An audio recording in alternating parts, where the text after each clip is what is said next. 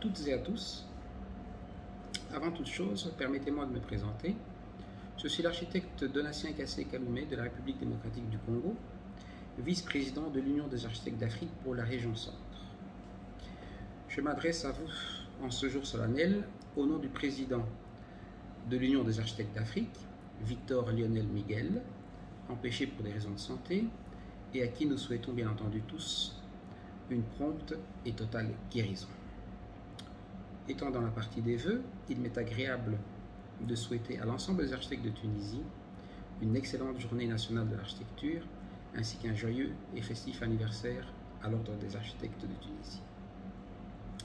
Il m'a été demandé au nom de l'Union des architectes d'Afrique de vous présenter une grande dame africaine qui totalisera 40 ans d'âge ce 23 mai 2020.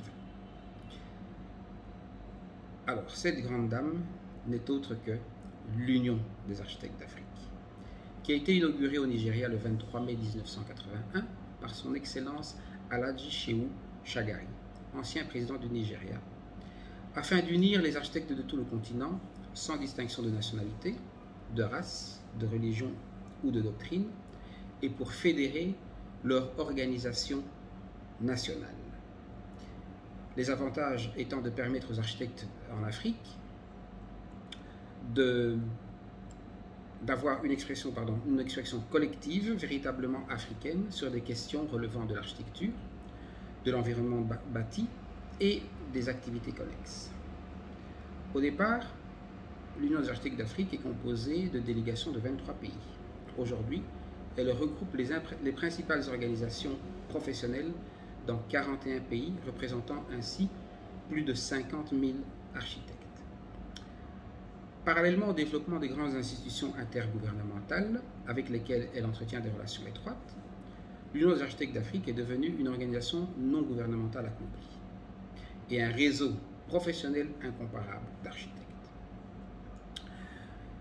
L'Union des architectes d'Afrique a obtenu le statut d'observateur par la résolution Conseil des ministres bar Rez 1116, adoptée par le Conseil des ministres de l'OUA à l'époque et aujourd'hui Union africaine, réunie à sa 46e session ordinaire à Addis Abeba, en Éthiopie, du 20 au 25 juillet 1987.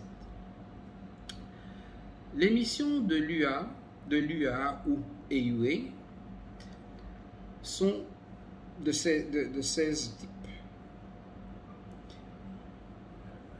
Représenter les architectes des instituts membres au niveau national et international, aider les instituts membres à permettre aux architectes de fonctionner correctement en définissant les qualifications nécessaires à la pratique de l'architecture et en excluant l'entrée de personnes non qualifiées dans la profession.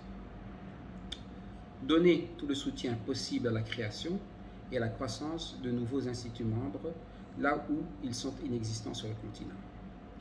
Encourager l'établissement et le strict respect du code de conduite professionnelle, d'éthique, de pratique dans les instituts membres. Donner tout le soutien possible aux instituts membres en ce qui concerne l'établissement des conditions dans lesquelles les architectes peuvent exercer correctement leur profession. Promouvoir la reconnaissance du rôle de l'architecte dans la société et maintenir la confiance du public en respectant les normes professionnelles, l'intégrité des architectes des instituts membres. Promouvoir la participation active des architectes aux activités publiques dans les pays membres et en particulier dans le domaine de l'environnement bâti. Promouvoir la libre circulation des architectes entre les pays membres et encourager la reconnaissance mutuelle des qualifications dans le cadre des exigences nationales d'enregistrement. Favoriser et maintenir les contacts professionnels, la coopération mutuelle et l'assistance entre les instituts membres et maintenir le contact avec d'autres associations internationales ayant des objectifs et des fonctions similaires. Promouvoir la sensibilisation et la préservation du patrimoine architectural africain. Promouvoir et encourager la réalisation d'une conception respectueuse de l'environnement durable. Développer des idées dans les domaines de l'architecture et de l'urbanisme, ainsi que leur application pratique pour le bien-être des communautés.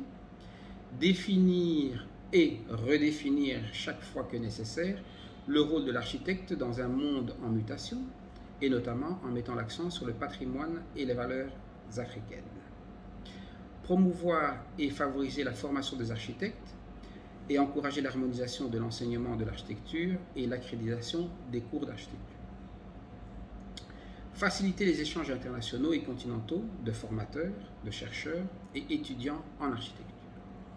Et enfin, promouvoir la recherche et l'avancement technique dans le domaine de l'environnement bâti et encourager l'interaction des architectes avec d'autres disciplines, professions et intérêts de l'industrie du bâtiment. Ceci étant dit, l'outil UAA est à disposition de tous les architectes d'Afrique, mais n'est malheureusement pas encore suffisamment exploité. Il est vrai que les challenges que nous vivons tous au niveau local nous empêchent bien souvent de prendre du recul, de relativiser et de chercher nos solutions locales au travers de l'expérience de nos voisins du continent. Nous avons l'Afrique en partage, avec ses difficultés, ses carences, et également avec ses opportunités. Mais nous ne pensons pas suffisamment global. On nous parle de coopération sud-sud depuis 1978. Qu'en est-il réellement dans les faits? A-t-on une base de données a-t-on une base de données africaine sur les thèmes majeurs de nos villes, sur leur résilience? A-t-on effectué un recensement des spécialistes en architecture, en urbanisme ou encore en technique de la construction? Nous sommes appelés par notre démographie galopante, à être le centre du monde à l'horizon 2050. Les dernières projections parlent d'environ 2,5 milliards d'habitants. Comment nous sommes-nous préparés à cette réalité? Je nous exhorte en cette journée d'anniversaire à consacrer du temps et de l'énergie pour répondre à ces questions en notre qualité de visionnaire de l'espace bâti. Dans mon parcours d'étudiant en Belgique, j'ai eu le plaisir de participer à plusieurs reprises au concours biennal européen, qui regroupe les professionnels de l'art de bâtir et les étudiants en architecture sur des projets européens. C'est une expérience unique sur la réflexion de l'habitat dans les villes européennes de demain. Je souhaiterais qu'au niveau de l'Afrique, nous puissions mettre en place ce type de concours d'idées. Chaque pays sélectionnerait des sites à développer, à réhabiliter ou encore à reconvertir, et l'on formerait des groupes de travail interdisciplinaires comprenant des étudiants en architecture, des architectes, des urbanistes et des sociologues, afin de projeter la ville de demain en Afrique. Ces projets seraient présentés aux dirigeants africains des sites retenus comme contribution des visionnaires que nous sommes.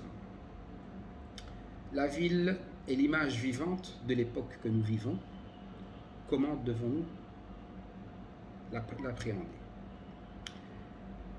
Permettez-moi de vous réitérer mes vœux d'une excellente journée nationale de l'architecture et surtout une ferme résilience face aux défis majeurs qui sont les vôtres dans ce beau pays de Tunisie.